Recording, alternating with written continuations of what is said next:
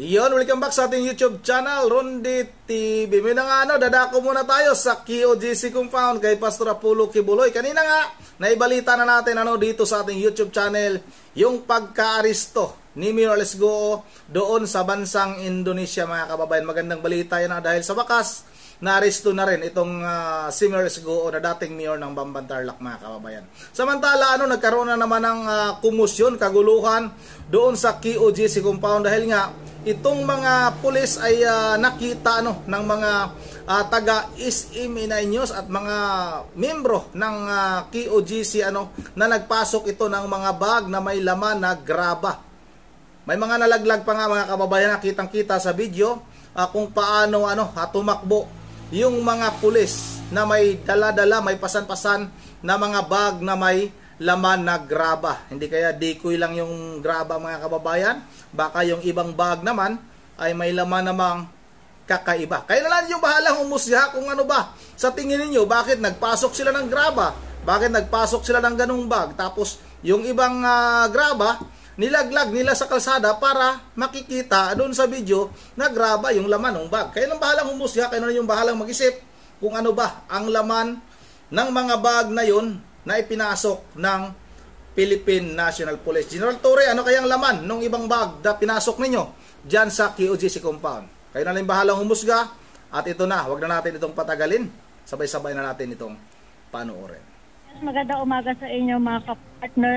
Dito tayo ngayon sa Emerald compound po. Ay may nangyari na naman itong mga aktibidad o komosyon dito sa pagitan ng pulis at ng QOGC workers. Bali kasi partner Jojo at ang ating mga kasamahan dyan, binuksan kasi nila ng persahan itong Emerald Gate kahapon.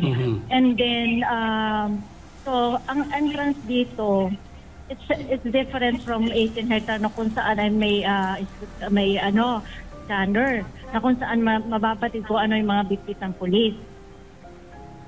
Tuyo to o sinadya ito ni Torre para maipasok ang anumang mga gusto nilang ipasok dito na illegal. So kanina around mag-aalas 12, malapit na tayong manalangin. Merong dalawang pulis na merong bitbit na cooler, kulay pula na cooler. Ngayon, meron silang kasamang isa pang pulis na merong bitbit na mga mineral water. So, itong ating guard, inspeksyonin syempre ang papasok. Ngayon, ang katakataka, hindi pinayagan or itinangging ng dalawang pulis na ipakita ang kanilang bitbit. So, highly irregular. At saka, it's very abnormal na ikaw, i-inspectionin ka lang kung wala ka itinatagong masama at illegal. Bakit mo tatangging inspectionin yung bitbit mo? So yung dalawang pulis, tumakbo papalayo, paalis, palabas ng gate. So kami naman, nakaantabay doon kami sa likod ng guard natin. So hindi nakita ang laman noong cooler. Tapos sumakay ng van, nakuhaan ng mga ng video ang kahit yung plate number ng van. It's a private vehicle yung van. Tapos kung saan ay ang pulis ang naalaman nyo na-gets nyo yung irregularity. Private vehicle ang sinakyan ng kanilang binitbit, tapos silang mga pulis, tapos sinanggi pa nila ipa-inspect yung kanilang bitbit. So, umalis yung van. Tapos, after a few minutes, bumalik siya. Bumalik yung sinasabing sasakyan at kung saan ay yung dalawang pulis ay may binitbit na isang bag ng kulay itim na hindi natin mabatid ang laman. So, ganon. Kasabay pa rin yung may bitbit ng mineral water. So, namin, hinabol papunta ang katedral. So, dali-dali siya, hindi namin nabatid kung anong laman nun. And then, ilang minuto, isa o 2 minuto lang ang pagitan, nagpasukan yung mga police, around 8 of them, na ang dami-dami na nilang dala na same bag. Itsura ng bag na itim na kung saan ay merong mga nakapasok na laman. So, pilit namin hinaharang doon sa security natin na para mabatid ano ba ang gusto nilang ipasok. And dahil hindi sila pumapayag, ang ginawa ko, dinampot ko yung bag.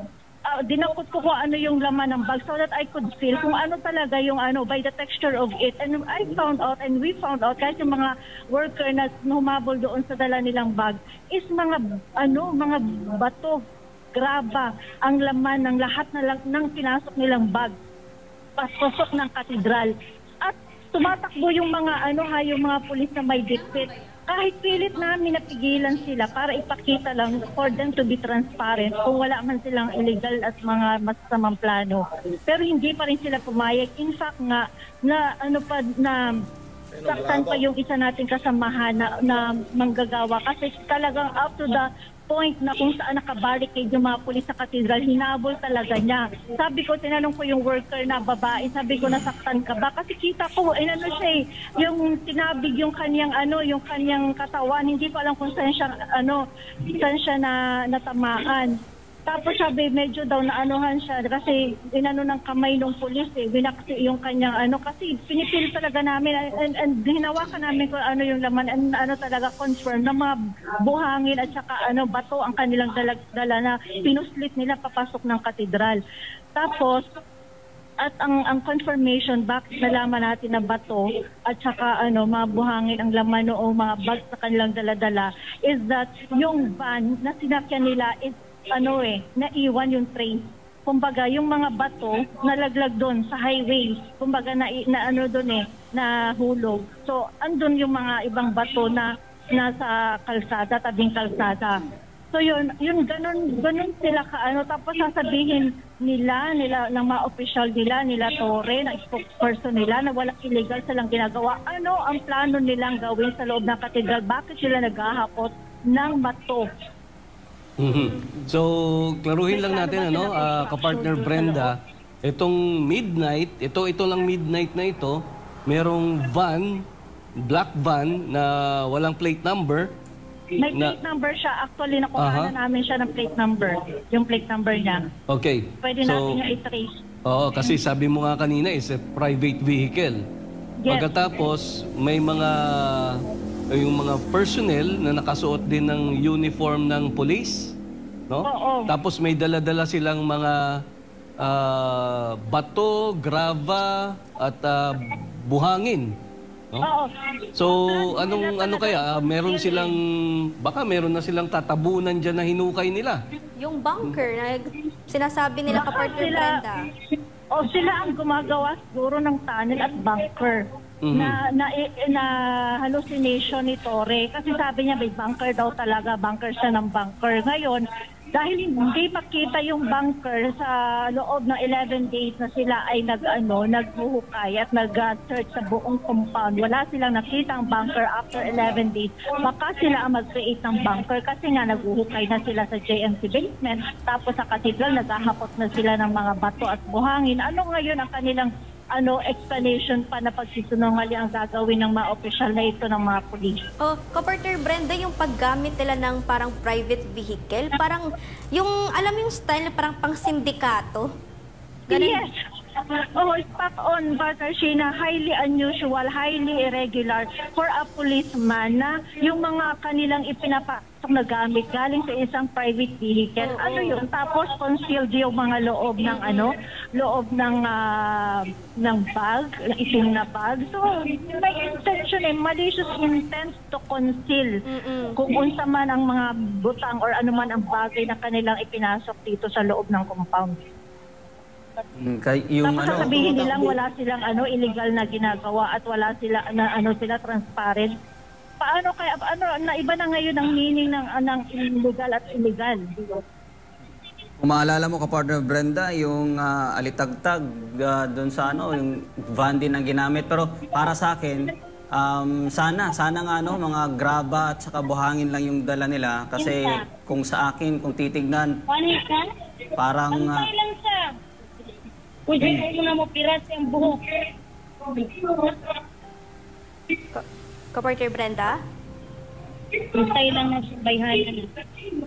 Kapartner Brenda, anong natin dyan sa KOJC? Sa mag-tingis, Bale, yun partner Sheena, nagkaroon ng commotion yung ginawa nilang yun kasi kami doon as yung sa nag-document ng lahat ng yung pumapasok. Alam mo yun, yung glaring talaga na masyadong garapal ang kanila talagang paggawa ng mga illegal, tapos sasabihin nila na kumbaga ang binobroadcast nila na parang lahat ng kanilang mga ginagawa is walang masama at irregular at walang illegal. Ano pala yung ganun? Bakit may kumbaga pinupuslit, di ba kayo maglakad man lang or tapos ilagay nyo sa isang transparent na lalagyan yung inyong mga yung inyong mga ipinapasok sa loob para silang mga sindikato na nagpupuslit ng mga ng mga bagay dito sa loob ng compound. Ano pa kaya ang description na bagay sa kanila? They look like syndicate ba? Kapartner Brenda, yung first time talaga to sa administrasyon ni Marcos, na bumaba talaga yung moral ng mga pulis. Kasi tignan mo naman, yung mga gawain nila pang kriminal, pang sindikato, nawala na talaga yung sa nila ba, serbisyo to serve and to protect yung mga inosenteng mga Pilipino. Kaya nga after this bruhaha, ang talaga ewan ko na lang paano nila ibabangon ang reputation ng pulis kung meron pa silang ibabangon. Alam mo, yung assessment natin dyan, since na yung isang team leader dyan dati, si Colonel Marantan, nakipagbigay na siya ng usapan with our legal, the attorney Israelito Torion, na lahat ng papasok dyan, ipapa-inspect nila, whether ito ay gamit, equipments, or tao. Idadaan nila sa inspection. Pero pagdating na naman itong si Torre, na dala-dala na nung kanyang mukha na hindi mo maintindihan, inutusan na naman itong mga pulis na mag-violate na naman doon sa usapan. Siguro maganda yun, mga kapartners. Lagyan nila ng pirmahan yun, Ano kayang Kasi ang mga nandyan, hindi na sumusunod sa batas. Yung TPO nga, hindi nga nila sinusunod mapapirma ka pa sa kanila. Sa bagay.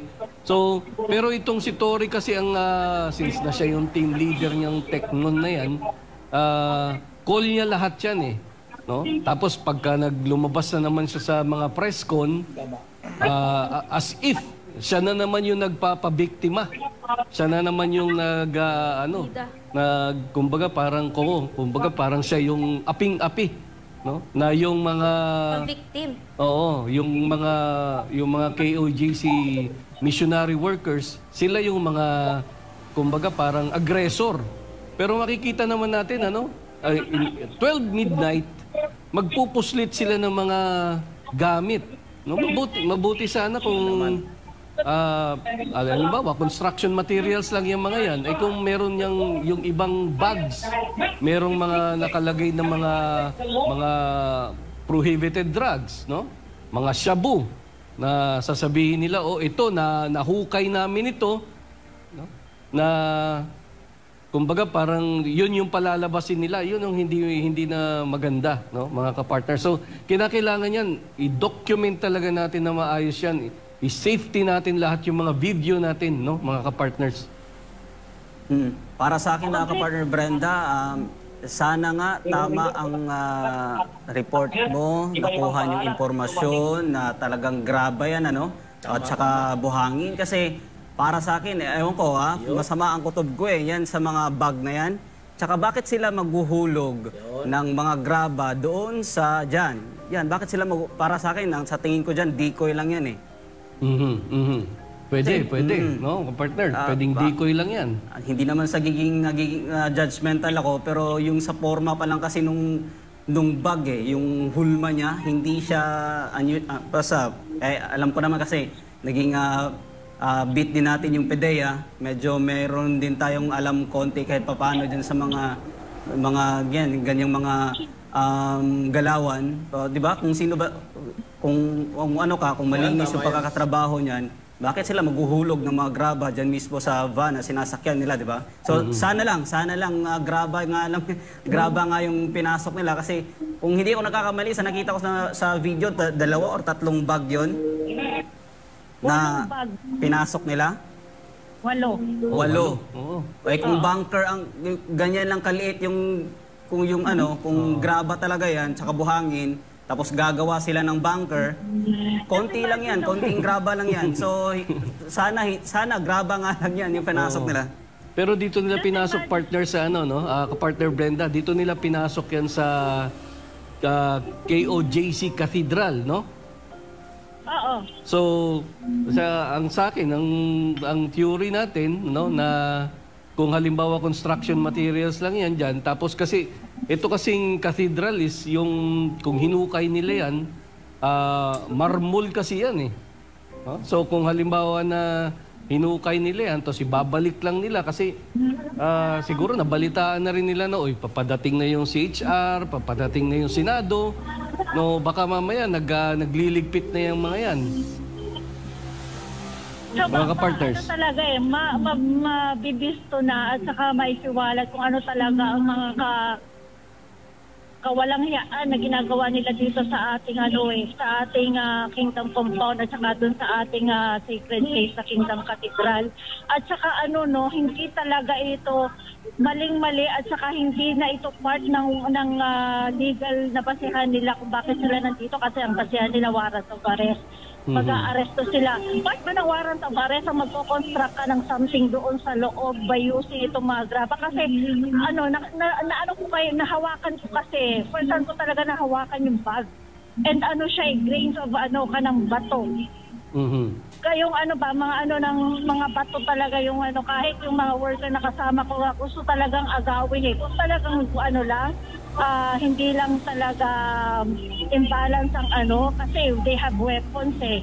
Pero kung bayaan lang talaga kami na makipag doon sa mga police. Kasi kung yung pag-aagaw ng isang worker natin kasama na babae, tinabig yung tinabig ng kamay ng lalaki yung ating sabi ko nga doon sa na saan ka natamaan sis? Sabi doon daw sa may bandang niya, balikat. So sabi ko, ganun sila para lang ma-push to yung suko sa kanila ng kanilang leader na already nang wala na talaga sa mga matinong pag-iisip. So, pero anong sitwasyon ngayon dyan, kapartner Brenda? Andiyan dyan pa ba yung van na tinutukoy natin o yung mga pumasok na yan ay nanatili na ba sa loob yan o lumabas na ulit? Actually, yung van is, walang makapasok dito na sasakyan eh.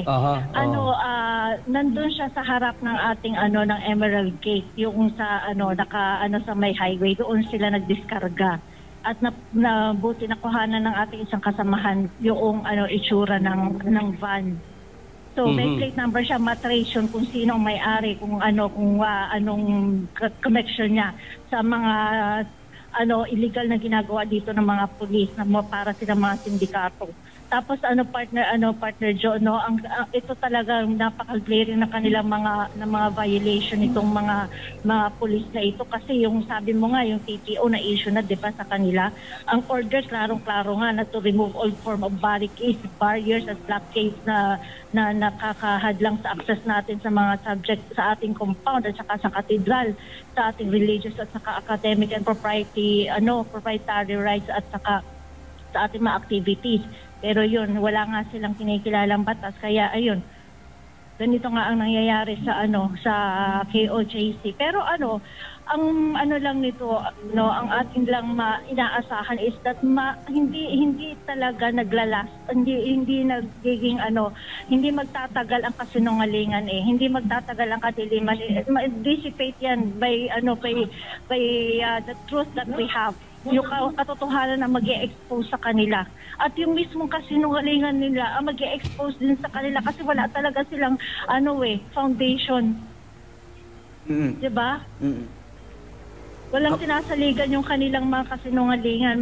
Talaga yun, welta yun sa mga mukha nila, yung kanilang mga pagpamakak kung sa Bisaya pa, pagpamakak na ginabroadcast nila sa publiko. Itong si Torre, talaga ito, tama talaga yung sinabi ni Mayor Baste. that he is a professional liar. Kapartner Brenda, magmula nung mabuksan yung Emerald, lahat ng pulis dyan na ba dumadaan? Wala nang dumadaan doon sa 80 na may scanner? Meron, pero pa konti-konti lang doon sa kabila. Dito pumapasok yung pag nag-shift ng mga nag-shift ng mga pulis yung mag-duty. Dito talaga kung hindi mo talaga maiiwasan na makita ng iyong ng mga mata mo, lahat ng corner dito pumapasok, lumalabas dito, mga naka blue uniform, tapos pa sila nakabantay magkabilang ng Emerald Gate. Tapos yung pagpasok mo, mga pulis pa rin ang sumasalubong sa'yo. Paglakad mo ng ilang metro, pulis pa rin na nakatent ang makikita mo. Paglakad mo pa ng konti sa kabandang kaliwa mo, katedral na mga nakabarricade na rin pulis. Sa park natin at saka dun sa mga Bermuda grass natin, mga nakahiga na mga pulis pa rin. Everywhere, puro pulis talaga. Napaka talaga ng KOJC dahil nila ginawang ng mga pulis itong ating sacred compound. Kapartner Brenda, napansin din natin na naglagay na rin tayo ng malalaking tarpaulin dyan ng TPO na inisyo ng Davao Regional Trial Court. Yes, oo, nakaatubang, nakaharap sa kanila. Yung printed tarpaulin ng kung ang nakasaad. By the letter ang nakasaad sa temporary protection order. Yung binasa ko sa iyo, yun doon ako galing doon sa spot kung saan naka-post yung tarpaulin na malaki para mabasa nila talaga ang nakasaad doon sa order na yun, pero gidefy nila, sinuway nitong si Torre ang temporary protection order dahil hindi sila naniniwala sa batas. They are already lawless. Wala na silang kinikilalang batas kasi feeling nila sila na ang batas ngayon. Just imagine, dami nilang pinapatupad dito ng mga na wala naman sa batas ng Pilipinas. Batas ni Torre, batas ng PNC. At kung sino-sino pa nagko-control nila. Iyon ang kitang-kita natin, kitang-kita sa video na talagang itong mga pulis na ito ay may mga pasan-pasan na bag. Kung graba, buhangin naman, hindi naman yata ganyan na lagayan ng graba at saka buhangin. Sako naman ata mga kababayan, at kitang-kita natin na talagang may intensyon sila na magpasok ng illegal sa loob ng KOJC. Bakit tumatakbo? Ayaw nilang magsabi kung ano ba yung laman nung kanilang mga pasan-pasan na bag, mga kababayan. Grabe ito, napakatindi nitong si Gerald Torre, may press conference siyang ginagawa at sinasabi nga niya na itong lahat ng pinapakita ng SME9 News ay puro kasinungalingan. Ito, Gerald Torre, kasinungalingan pa ba ito? Kitang-kita na tumakbo yung inyong tauhan, habol-habol ng taga SME9 News, may pasan-pasan na bag. 8 bag daw yung mga kababayan, iba pa yung mga cooler, yung kulay pula na cooler at kung ano-ano pa yung ipinapasok ng mga pulis na ito. Pang-abuso na nga, baka nga kung ano-ano na yung ginagawa nito sa loob ng KOJC compound. Kaya lang yung bahala kong musga, kitang-kita naman sa video kung ano ang ginawa ng pulis na may pasan-pasan ng bag, mga kababayan. Alas 12 ng alas 12 ng hating gabi ito nangyari, Hindi man lang nila pinapahinga yung mga tao diyan. Sila na yata mga kababayan yung nagmamay-ari ng KOJC compound, yung mga pulis na yan. Yun na nga, dito na muna bago tayo magtatapos ay mag-shoutout lang ako. Shoutout kay Ma'am Berjever Religious ng Pulilan, Bulacan. Sino ba yung nagpapa-shoutout sa akin na taga basahin ko lang. Kay George Baski, shoutout shoutout na rin kay Perry James Curtis. Kay shoutout kay Rogelio. Shoutout kay Virgie Balira. Shoutout kay Danny Landingan. Ayun, shoutout na. Gagalit ito si si Landingan, gusto makapagdebate sa isa nating subscriber. Shoutout na rin kay kay Edie. Shoutout kay Romeo Magalong. Shoutout na rin kay Bini Igam, shoutout kay Bini Igam, kay Arturo Alvarez, shoutout shoutout na rin kay Elmer Gripel, shoutout from Barangay San Roque, Marabot, Samar. Shout out sa lahat ng taga Marabot, Samar ha. Shout out sa inyo dyan, taga Marabot, Samar. At shout out na rin kay Merlinda Cañete from Malaysia. Shout out na rin kay Ma'am Berje Religious ng Pulilan, Bulacan. Kay Ma'am Susan 786, kay Lods Rosalie Malit, kay Edisa Borvi, at sa lahat-lahat, shout out. Hanggang dito lang muna. Once again, shout out rin kay Port TV once again. Port TV, shout out. Once again, this is Rondi TV mo. Ingat ang lahat. God bless.